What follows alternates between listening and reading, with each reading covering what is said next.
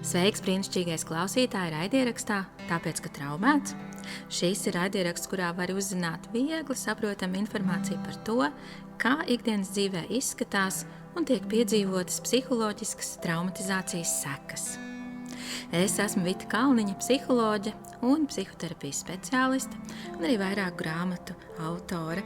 Es ceru, ka šī informācija mazinās kauna un vainas sajūtas par dažādiem simptomiem un sniegs kaut nelielu atvieglojumu tiem, kas savā dzīvē piedzīvojuši dažādas psiholoģiskas traumas. Atpazīt un saprast ir viena no pirmajiem soļiem dziedināšanās ceļā. Tad nu ņemu tevi pie rokas un speram šos soļus kopā.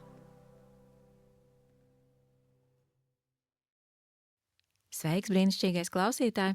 Es esmu Vita Kalniņa ar podkāstu Tāpēc, ka traumēts. Un šodien mums būs pirmssvētku epizode. Šī epizode nāk klajā īsi pirms Ziemassvētkiem. Un es gribētu stiprināt kādu no jums tajā, ka šis laiks varbūt tās nav tik viegls, īpaši tiem, kuriem nav tik labas un veselīgas attiecības ģimenē, un tomēr ir šī ģimene jāsatiek.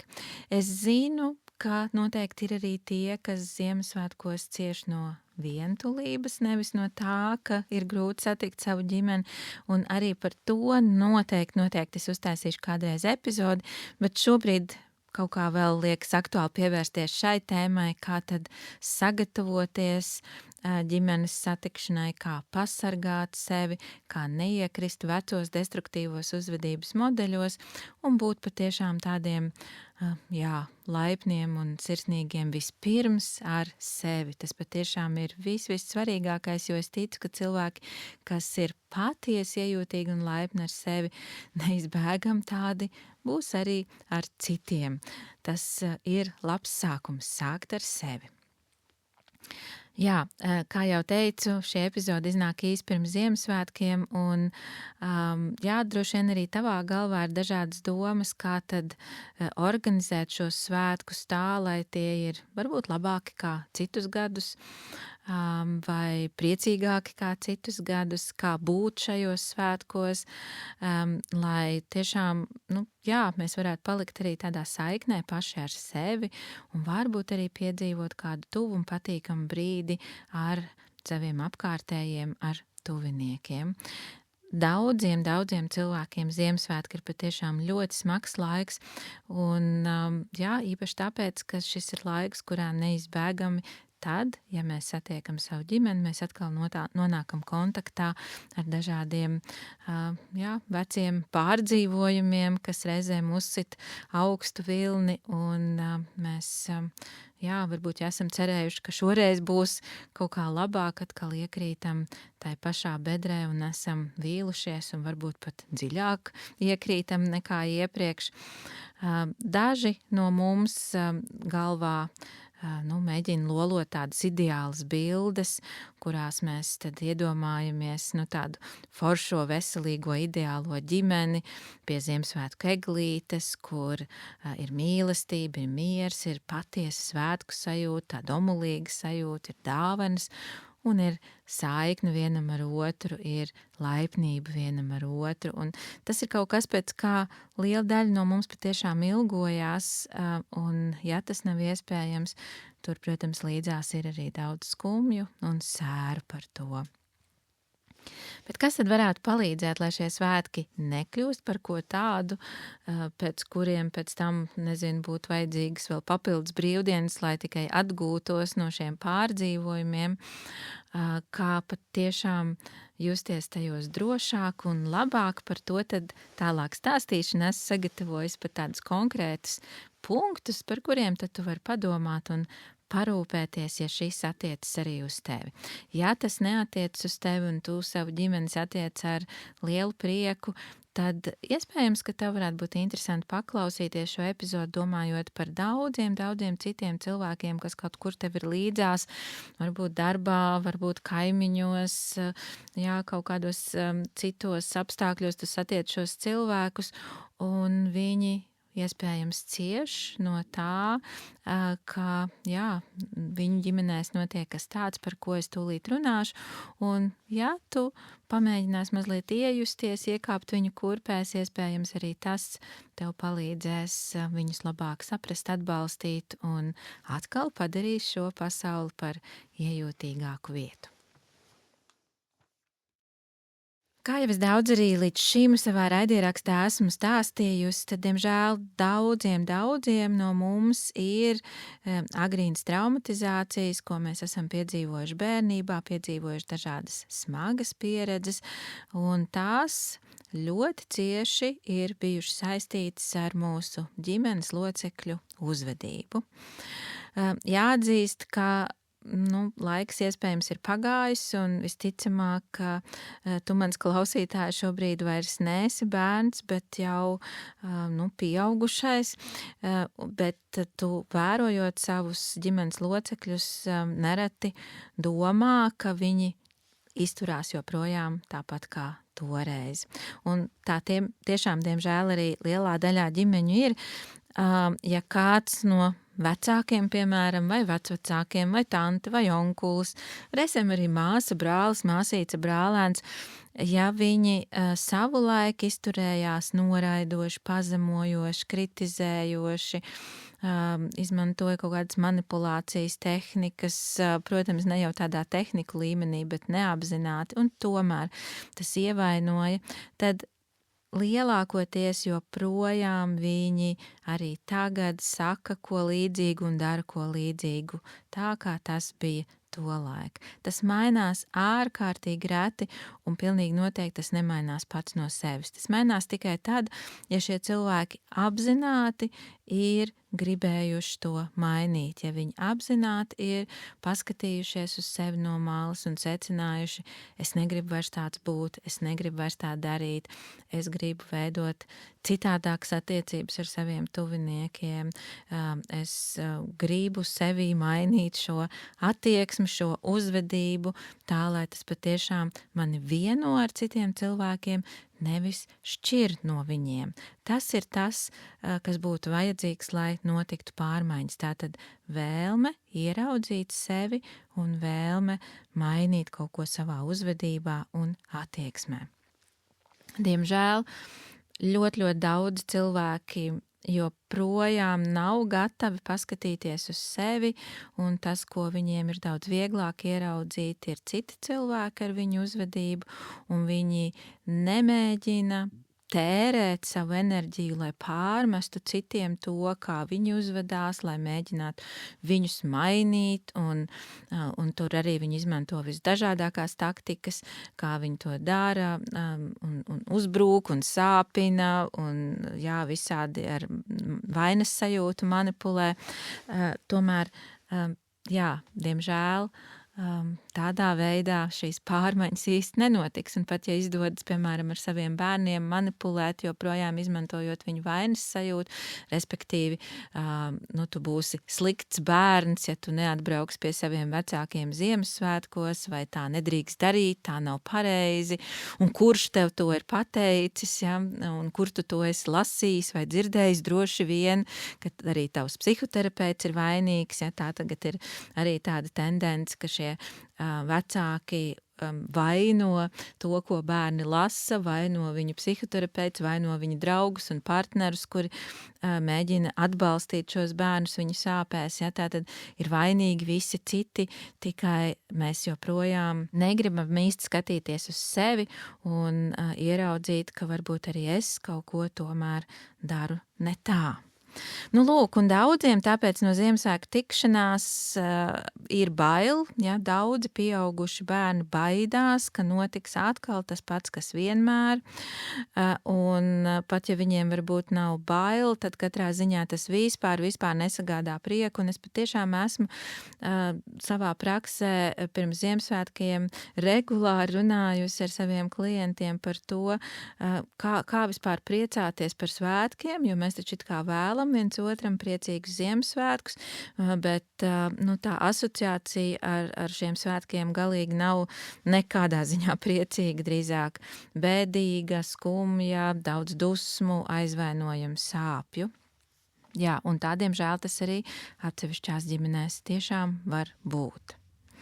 Tad, kad mēs skatāmies uz sevi tajā visā, jā, man nav prieka, man negribas īsti satikt savu ģimeni, būtu labi arī, vispirms paskatīties, ka droši vien tur arī tajā visā piedalās vairākas manas iekšējas daļas. Par šīm iekšējām daļām esmu runājusi arī iepriekš jau citās epizodēs. Pieaugušais cilvēks manī, ja, šī pieaugusī daļa, bieži vien var diezgan labi norobežoties un diezgan labi arī saprot, jā, mamma ir tāda, kāda viņa ir, tētis ir tāds, kāds viņš ir, viņi tāpat tur kaut ko burkšķēs, ņemsies, strīdēsies, man kaut ko pārmetīs, māsa droši vien atkal pajautās kaut kādu, aizskarošu jautājumu par to, kāpēc es joprojām neesmu novājējusi, un tur kaut kāda, Annas tante, piemēram, paprasīs, ka tad man beidzot būs bērnu, vai ka tad es beidzot arī kādu vīrieti atvedīšu šo pasākumu. Droši vien, ka vīriešiem atkal tur vēl citus jautājumus uzdod, ja. It kā pieaugušais manī šo visu ar prātu saprot un var pat iespējams iekšēji pateikt, kāda viņiem daļa, ja, nav viņa darīšana. Es veidoju attiecības tad un ar to, ar ko gribu, un bērni man būs tikai tad, kad es pati vai pats gribēšu, un vispār šādas jautājumas uzdot ir nepieklājīgi, bet tomēr šis pieaugušais, viņš kaut kā nespēja noturēties tajā visā. Kāpēc? Tāpēc, ka šajā procesā piedalās arī citas mūsu iekšējās daļas, un tās lielākoties ir arī tā saucamās iekšējo bērnu daļas, un tās tad ir daļas, kuras iespējams baidās. Ir arī tādi iekšējie bērni, kas jūtas aizkaitināti un dusmīgi, un iespējams jau uzpūšos iekšēji pirms vispār spēru kāju pār vecāku slieksni un jau eju tādā uzbrukošā aizsardzības pozīcijā un jau sāku ar uzbrukumu viņiem, lai tikai pirmais nebūtu viņu uzbrukums man. Protams, ka ir arī tādi iekšējie bērni, jeb tādas iekšējās daļas, kas ļoti ilgojas pēc mīlestības, kas ilgojas pēc piederības, kas ilgojas arī pēc tā, ka kaut drusciņi beidzot varētu saņemt kaut kādu laipnību, kaut kādu mīļu attieksmi, kādus patiesi ieinteresētus jautājumus, uz kuriem noklausītos atbildes līdz galam un nekādā veidā pēc tam to nekomentētu un neizteikt nekādus vērtējumus. Arī tās daļas mūsos iekšā ir. Ko tad ar to visu darīt? Tā pirmā lieta būtu labi iepriekš saprast, kuras iekšējās daļas tiks aktivizētas tad, kad es ieradīšos ciemos pie vecākiem vai vienalga, kur arī mēs šo Ziemassvētkus kopīgi ar ģimeni svinēsim. Un tad, kad es to varu daudz maz identificēt, protams, es ieteiktu vislabāk to darīt psihoterapijā kopā ar savu terapeitu. Ja vien ir tāda iespēja, ja nē, var mēģināt arī pats to darīt. Tad, kad es identificēju šīs daļas, tad būtu labi padomāt, un kur es varētu aicināt šīm jūtīgajām, ievainotajām daļām, pasargāt sevi vai savā ziņā varbūt paslēpties no tā, lai šīs daļas netiktu atkārtoti ievainotas vai sāpinātas. Respektīvi, ja mēs iztēlojamies, ka tie varētu būt vairāki tādi iekšējie bērni, piemēram, viens tāds riktīgi sabijies bērniņš, tāds 5-gadnieks, un tad viens varbūt tāds aizskaitinātais, dusmīgais pusaudzis, kāds 11, 12 gadu tāds, ja, un tad varbūt tās arī, 15-gadīgais pusaudzis, kurš ilgojās pēc tās mīlestības un laipnības un intereses, ja, varbūt vēl kāda cita daļa, bet ka es tiešām viņus iztēlojos, vizualizēju, un iespējams savā iztēlē var uzaicināt viņus, kopīgi kaut kur nonāk kādā drošā, arī iztēlotā vietā, varbūt tā būtu kāda ideālā māja, kurā svinēt Ziemassvētkus viņiem pašiem savā starpā, varbūt, ka tur par viņiem parūpējās kāda iztēlotā mamma un iztēlotais tētis, varbūt gandrīz kā tāda pasaku tēlu viņi var būt, kur tad tur saorganizē viņu vislabākos, foršākos svētkus, kamēr es ar savu iekšējā pieaugušā daļu aktīvu varu piedalīties savos svētkos un tiešām arī vilkt nepieciešamās robežas un palikt tādā pieaugušu cilvēku apzinātā stāvoklī par to, kas tad ir adekvāti, kas nav adekvāti un kā man rīkoties tad, ja tiek pārkāptas manas robežas. Tātad sagatavoties pirmkārt jau parūpējoties par to, lai šīs daļas netiktu aktivizētas šajos apstākļos tādā sāpīgā veidā, jo tad, ja tas tā notiks, tad iespējams tu jau iekritīsi, savā ziņā tādā grūtu emociju mākonī, caurumā, kā to vēl varētu apzīmēt, un tad jau ārā no tā tikt būs diezgan sarežģīti, un tad prasīsies vēl tās papildus brīvdienas, lai vispār pārstrādātu piedzīvoto šajos svētkos. Nākamā lieta, par ko parūpēties, laicīgi gatavojoties, ir sagatavoties dažādiem triggeriem. Par triggeriem man arī iepriekš jau ir bijušas epizodes, noteikti pielikšu arī aprakstā vēl arī saiti uz tām, jo es varu tev apsolīt, ka satiekot cilvēkus no tavas bērnības, ja šī bērnība nav bijusi diezko skaista, viegla un patīkama, tad, un vēl, ja tas notiks arī tavās bērnības mājās, tad tur būs ļoti daudz dažādu situāciju, dažādu kaut kādu sīku, pat varbūt momentiņu, kurus iespējams ir tā grūti pat citreiz laicīgi pamanīt, bet tie izsauks tev reakcijas, sāpju pilnas reakcijas, un tad jau tu, izejot no šīm sāpēm, reaģēs varbūt ne tā konstruktīvākajā veidā, un jūs ar saviem ģimenes locekļiem atkārtosiet vecos destruktīvos attiecību musturus. Jā, par to es arī jau iepriekš esmu stāstījusi.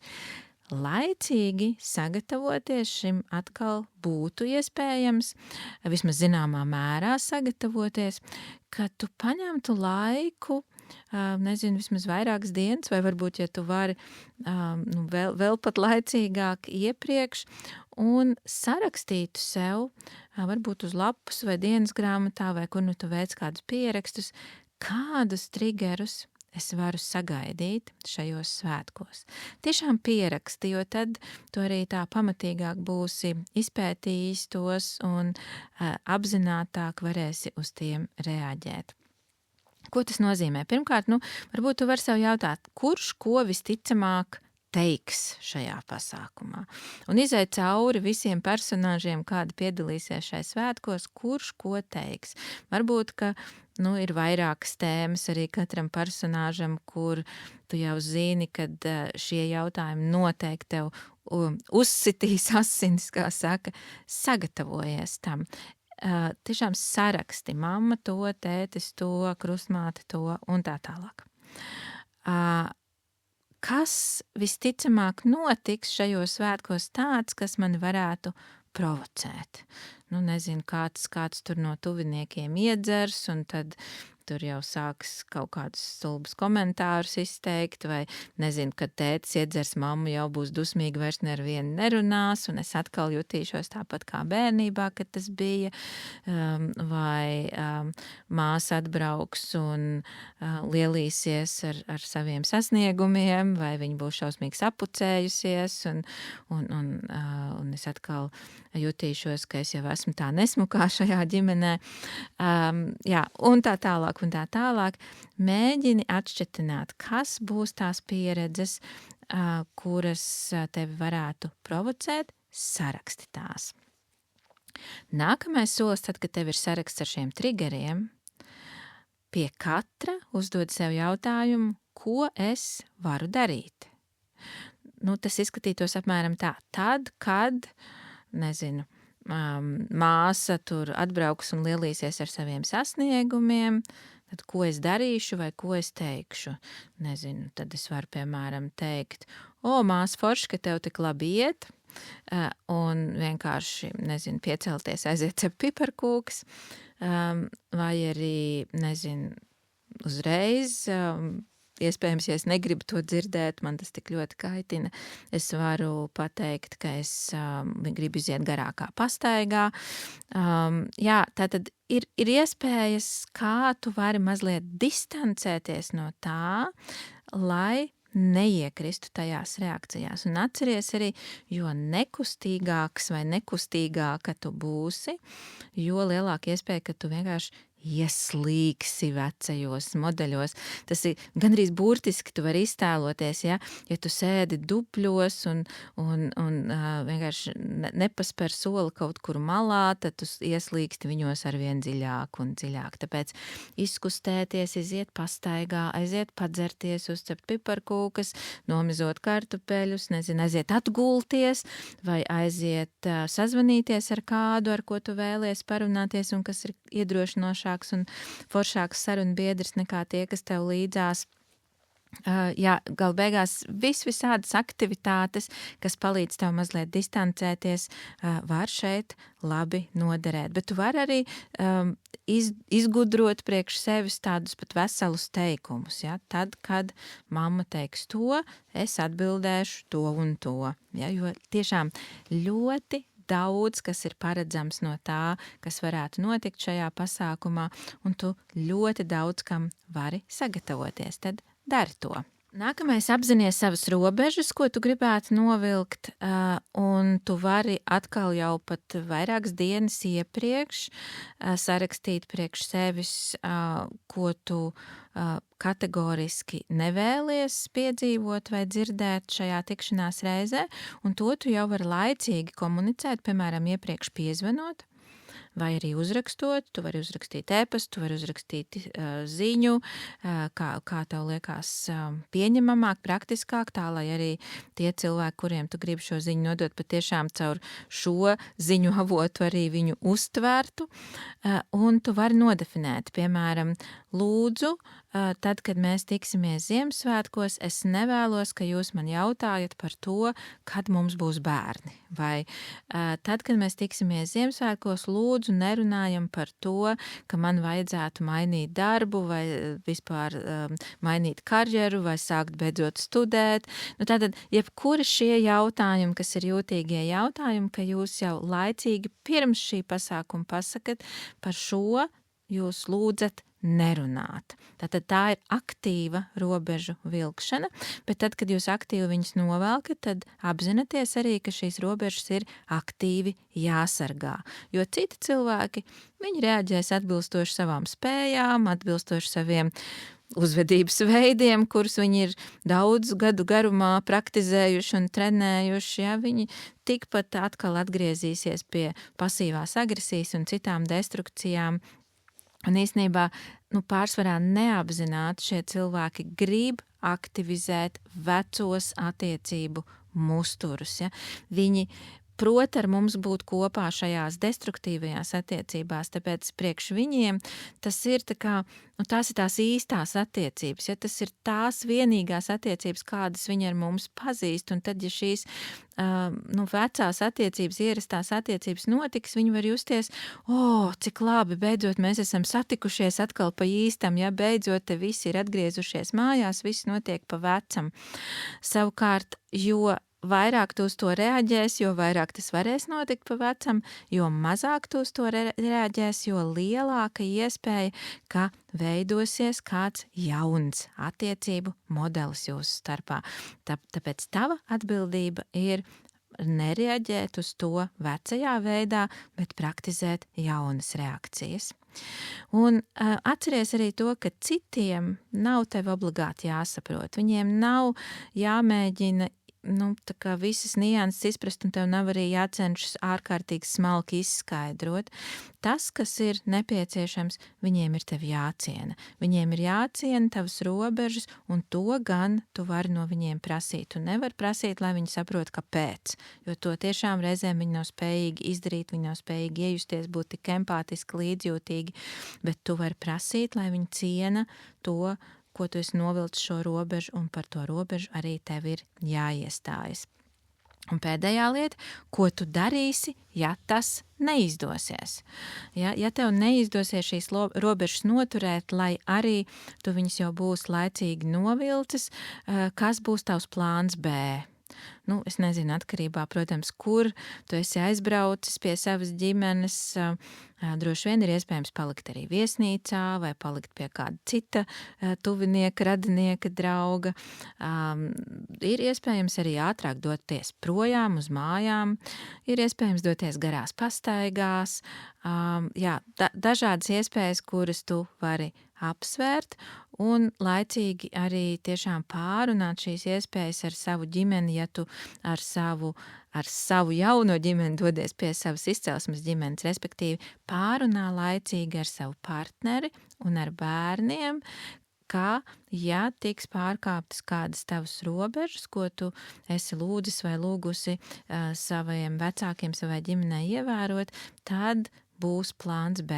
Piemēram, tad jūs dosieties projām ātrāk. Ir svarīgi, ka arī cilvēki, ar kuriem tu kopā ierodies pie savas ģimenes, ir par to informēti un spējīgi ar tevi sadarboties un tevi atbalstīt tajā.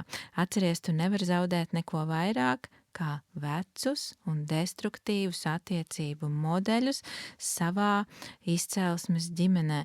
Un tas, manuprāt, nebūs liels zaudējums. Drīzāk tas varētu gal beigās būt visiem ieguvums. Ja arī tu dosies prom un ja tu izmanto šo variantu B un ja tev būs ļoti dedzīgi jāaizstāv savas robežas, iespējams tāpat tev būs kaut kāda smagāka pēcsajūta un tev nebūs viegli to arī kādu laiku sagramot. Tomēr tu būsi nosargājis to, ka tu atkal tiec ievainots un atkal ievilkts tur, kur tu jūties absolūti bezpalīdzīgs, pakļauts, nevarīgs kaut ko savā dzīvē ietekmēt, jo tā nav patiesība. Šobrīd kā pieaugušais, tu vari savā dzīvē ļoti daudz ko ietekmēt, arī tad, ja tavai izcelsmes ģimenei tas nepatīk un tev ir pienākums uzņemties atbildību pašam par sevi un neklausīties tajā, kāda pārmetuma par to pēc tam vai tajā laikā sekos. Es ceru, ka esmu tevi stiprinājusi labākiem svētkiem ar savu sarežģīto ģimeni, bet ja tava ģimene ir jauka, forša, sirsnīga, atbalstoša, tad, protams, no sirds arī vēlu, lai tev izdod šos svētkus izbaudīt ar viņiem kopā. Lai jums visiem mierīgs, labs un patiesās, dziļās attiecībās piepildīts laiks. Tiekamies atkal pēc 2 nedēļām.